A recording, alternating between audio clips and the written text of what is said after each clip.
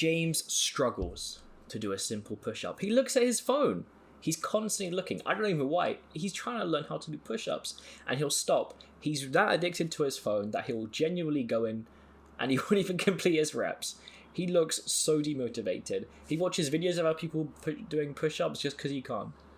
And instead of finding simpler variations, he gets himself stuck in that loop and he ends up quitting. Anatoly powers for intense workouts. He's not doing bodyweight stuff. He's not doing simple push-ups, although this Anatoly may be into calisthenics. Who knows? But Anatoly is in the gym most days of the week, moving ridiculous amount of weight, even more than last time. His workouts leave him absolutely shattered. But the discipline, the focus he has alongside them, and his commanding presence,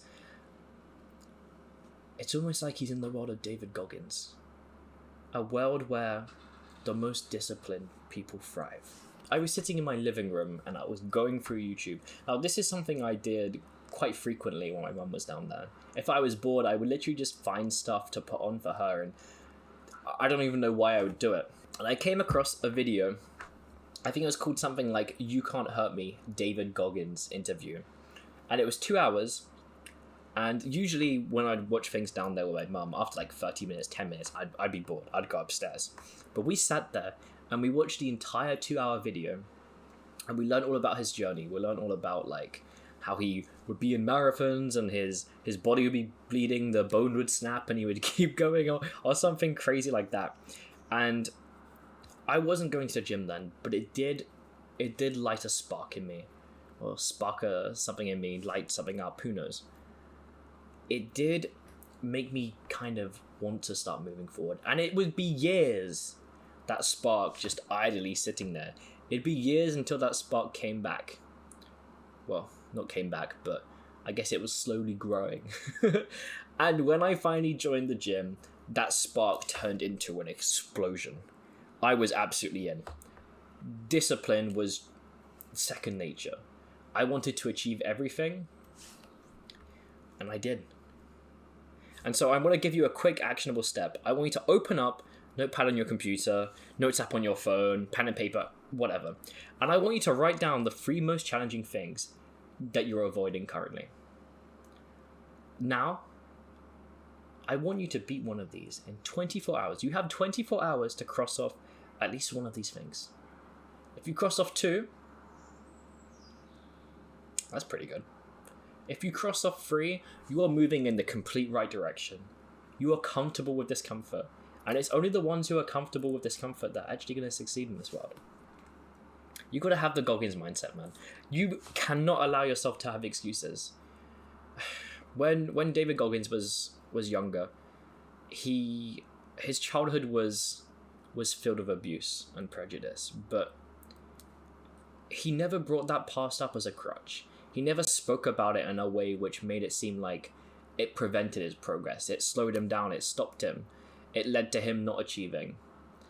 In fact, in many ways, he sees it as the opposite. He sees it as an opportunity, a potential to drive himself forward, to develop himself even more. This guy went through such a transformative experience. He was a 300-pound fatty, and he became a Navy SEAL.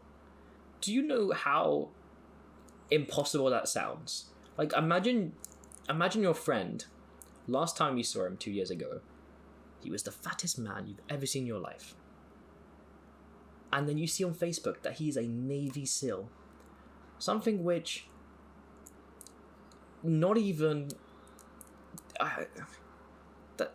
to join the army is one thing, to go from a 300-pound fatty to joining the army. But to becoming a Navy SEAL, the amount of prestige, the amount of... I don't even know how to word this, because it's such... How? How did he do it? Get the Goggins mindset. This man has broken world records. He's done ultramarathons. And ultramarathons, I don't know if I could do a marathon. And he's done the ultra ones? He didn't even have the first ultramarathon he did. He had no training. And he did it. He finished it. The world pull-up record. I don't even know why he did that. I don't know if he'd done many pull-ups before. I assume so as a Navy SEAL, but He just set his mind to it. He knew he was going to do it. And he went and did it. David Goggins is someone who lives in discomfort. And when you live in discomfort, you have constant growth. Because every single time you face comfort and you say, oh, I could be at home with my sofa and I could watch some Netflix. But instead I'm going to do this. Every single time you do that, you are moving forward. You are growing. David Goggins has a daily routine. And do you know what's in it? It's not checking his phone. It's not watching Netflix. It's not going to McDonald's. It is runs. It is bikes. It is extreme exercises. Distances that you probably haven't even ran in the past year in one day. This guy takes cold showers. And cold showers aren't that big a deal. But they make a difference. A cold shower is literally some of the most insane thing. Like, every time you do something you're afraid of, let's say that's running or jumping out of a plane, every single time you do this, it gets a little bit easier, a little bit less fearful, until there's a point where it doesn't really affect you. But a cold shower, it gets easier to be in, but it will never be less scary. Every single time before you step in, you know what's about to happen. And it does not like half the next time. It does not get incrementally better. It will always be just like day one. Every time you face that cold shower, it will be the exact same. And the only thing which makes it seem like it's easier is because you're building discipline. You're building an ability to be comfortable with discomfort. We need to focus on mind over matter. David Goggins has literally ran 100 miles in 19 hours. And this was, like I mentioned, without any training. Could you go out now and run a mile? Could you run 2 miles? This isn't an actionable step, but if you pause this video and try to do it, do you think you're going to finish it? Because I know a large majority of people wouldn't. It's not that they're unable, they just wouldn't finish it. They'd be too comfortable elsewhere. They would not be comfortable in the discomfort. I don't know if you heard this, but there's a quote from David Goggins, and it's like, who's gonna carry the boats? And where's this come from, man? Have you heard of Hell Week? Hell Week is one of the most difficult things for a Navy SEAL. It's this training where it conditions you by basically trying to make you insane. I think that's the best way to put it. Goggins did it 3 times. He did it 3 times. Most people can't get it. They can't do it once. Genuinely, most people will not be able to go through this training 1 time. And he did it 3 times. He might even do it more for fun. He might even, as his way of unwinding and digital detoxing, he might just, we don't know. He might be doing this for fun. We don't even know. And what does this mean literally? Where does it actually come from? So part of Navy SEAL training is you actually carry boats and logs. You know, it's a team building thing. One person fails, everyone fails. But what does it mean figuratively? I can't even speak. What does it mean figuratively? Okay, we're not going to reattempt that word.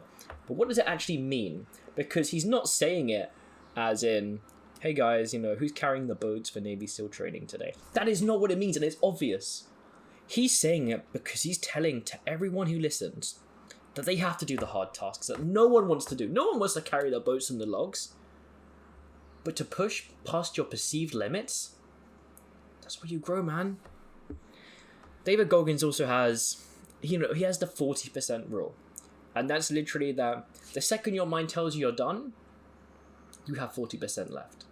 Sorry, you're only at 40% of your capability. You have 60% more to give. That means your mind tells you to stop before even halfway through. Have you seen Man v Food? That means this guy, made like immense plate. Imagine you had one of those Man vs Food plates. After eating 40% of it, 40% of what you can actually eat, your mind's telling you that you've got to stop. And it's not just telling you that, it's screaming at you. in a way where to have 1% more, you have to literally fight your mind to tell it to shut up and to keep going. That's insane. That's actually insane. And this is how he's actually done the races, those ultra races without training, because despite extreme pain, despite fatigue, he knows he's only 40% of the way through when his mind kicks in. And if anything, when that pops up for him, he probably smiles. He probably welcomes it. He goes, oh, so 40% in now. I know I can do it. I know I can exceed it, because the other 60%, I mean, that's less than that's left. And when that comes in, imagine that. Imagine smiling because you only actually have 5% left of the race, but you know that 40% of your capability has been reached. You know you can do it. The 40% rule, you gotta implement stuff like this, because otherwise you won't go forward. And this is a theory where I encourage you to implement it in your daily things. Now, stuff like the bench press, it's not going to be able to work. Stuff like your training, it probably won't work. But cardio is the perfect example of it. When it comes to weight training, we don't have the same thing because we are already actively training to failure.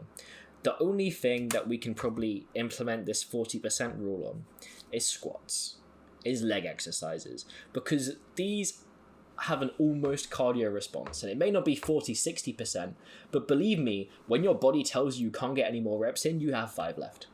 You have so many more left, man, because the body gives up way, well, I guess the brain gives up before the body gives up, but they're one and the same, aren't they? And they've done studies on this, man. Mental grit is one of the most significant predictors of success. Even more so than talent. Really think about that. Who is going to get further when it comes to being a guitarist? The one who can naturally play okay, or the one who will sit there practicing until their fingertips are bleeding just because they need to surpass anyone with natural talent? And then think about the guy with natural talent who has the exact same mentality as him. The one who almost isn't even competing with people with natural talent, but is competing with people who are pushing themselves to their limits. That's what the guy with natural talent competes with when he starts pushing himself. And yeah, we combine the two, you're going to get someone who's right at the top. But someone with natural talent will always be below someone who actually puts the work in, if they're not putting the work in. Goggins is a really great man. I do look up to him. His life embodies this study. And his mental fortitude is off the charts. I can't speak to his physical prowess because I don't believe that's the right metric to judge him on. When we look at his records, the ultra races, the pull-ups, we're not judging his pull-up strength. We're not judging his cardio. We're judging his fortitude. And so, training the mind is going to be one of the most important things we can do. Now, most of the ways we can do it is through being comfortable with discomfort. But we have visualization. We have affirmations. These are going to be powerful too. And then it's just going to be challenge yourself regularly. Develop mental toughness through your hard sets of squats. Develop them through literally taking every single exercise to failure and then doing more with good form. But when you believe you've already pushed yourself to your limits, when you think there's no way you can do more, you have still got more to give. Mental strength, it's not something that you're born with. It's something that you develop. People like David Goggins may have natural talent when it comes to mental strength. But he's also the guy who's put in so much work to go to number one, right? And you may have no natural talent when it comes to mental strength. But if you start dedicating everything to building your mental strength, you're going to surpass the guys with natural talent. You're going to surpass David Goggins if he never actually did the hard work. And so here's a full plan of action of how you can actually develop that mental strength, that mental fortitude. Step 1, you got to make a daily routine of something that pushes you out of your comfort zone every single day. Cold showers aren't enough. Cold showers, yes, you should do it. But when I'm talking about pushing out your comfort zone, it has to change up. It has to be something where you hear it and you're like, I don't. And you start making excuses. Now, it doesn't have to damage you. It doesn't have to harm you. It doesn't have to be like a 20-mile run. But it has to be something like that. I'd personally ask your friend to come up with an idea until something kind of stings. You're like, ugh. Or get ChatGPT and kind of work with it. But it has to be something you don't like. Something like, ask 30 strangers for $1. That makes me shiver, the idea of that. Ask 10 random strangers for a hug. I would feel like I'm going to be killed. Things like that, those are the ones you've got to do. And step 2 is just listen to David Goggins. Watch some videos of his. Read his book. Can't Hurt Me is incredible, and I recommend that everyone read it. That's probably going to be 5% of your progress in developing mental strength. Just read that book right there. But we also have step 3, which is really important. We have those daily comfort zone pushes, the cold showers, the challenges, but we also need weekly challenges that scare us. Similar to the daily ones, we need something which we can do weekly, which is a bit broader. And I want you to find a friend you can share this with where they hold you accountable to it.